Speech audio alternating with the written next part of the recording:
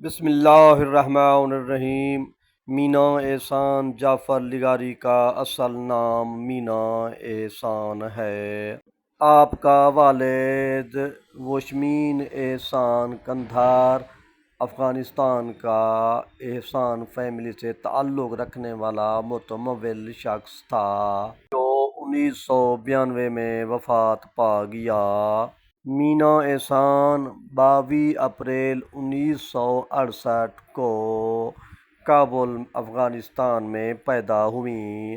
ان کی والدہ کا نام سعدیہ گیلانی ہے۔ ان کا نانا مشرف کے دور میں لویا جرگہ کا سربراہ تھا۔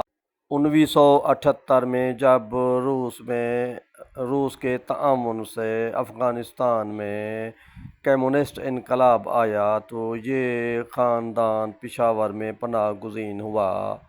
اس کے بعد انڈیا چلا گیا، وہاں سال رہا لیکن پھر واپس پشاور آ گئے۔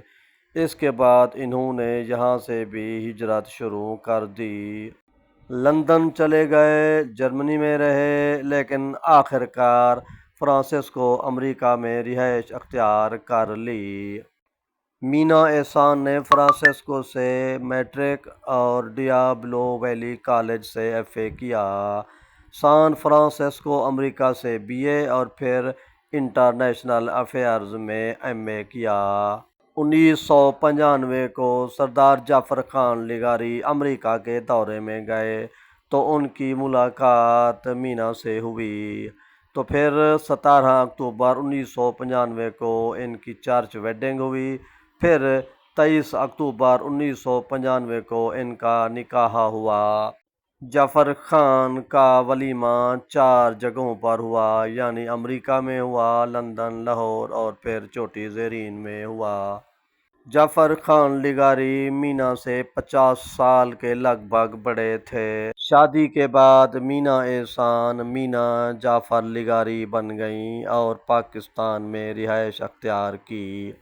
اپنی چھوڑی ہوئی تعلیم کو پھر جاری کیا، پنجاب یونیورسٹی سے پی ایچ ڈی کی، اور ان کے مقالے کا عنوان تھا the dynamic of power politics in South Punjab, جو انگریزی میں تھا۔ یہ 2016 میں دہلی انڈیا سے شائع ہوا۔ پھر 2022 میں اس کا اردو ترجمہ جنوبی پنجاب میں پاور پالیٹکس کی جہاد کے نام سے ترجمہ ہوا۔ ترجمہ اور تلخیص کرنے والے جام پور کے professors doctor Rana Ghulam Yasin, professor Dilshad Ahmad Qureshi اور ڈاکٹر احمد ندیم ہمدانی ہیں۔ مینا جعفر لیگاری 2002 میں ملت پارٹی کی ٹکٹ سے ایم این اے بنی تھیں۔ ان کی اکلوتی اولاد ایک بیٹی ہے جس کا نام فاطمہ ہے۔ یہ سماجی کام میں دلچسپی لیتی ہیں اور ایک این جی او گل فاطمہ کے نام سے بنائی ہوئی ہے۔ ویسے لیگاری خاندان میں جعفر لیگاری کی سخاوت کے قصے بڑے مشہور تھے۔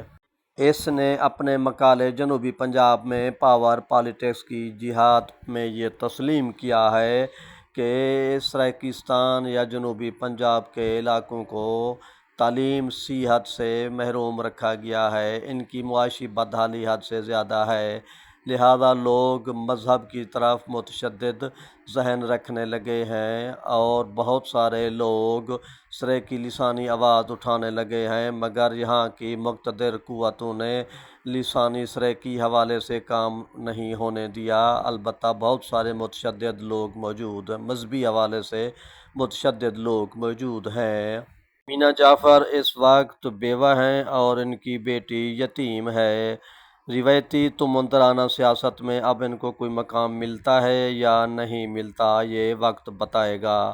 میرا چینل سبسکرائب کریں۔ آپ کا نیاز مند دلبر مولائی۔ چوٹی کی ایک تمندار فیملی سے تعلق رکھنے والی مینا پی ایچ ڈی اسکالر ہیں، وسیب سے ہمدردی اور غریبوں کے حوالے سے کام کرنا چاہتی ہیں۔ میرا چینل سبسکرائب کریں۔ آپ کا نیاز مند دلبر مولائی، جو آپ کی وسیبی، علمی، ادبی، ثقافتی خدمت کرتا رہتا ہے اور آپ کو نئی نئی ملاقاتیں کرواتا ہے۔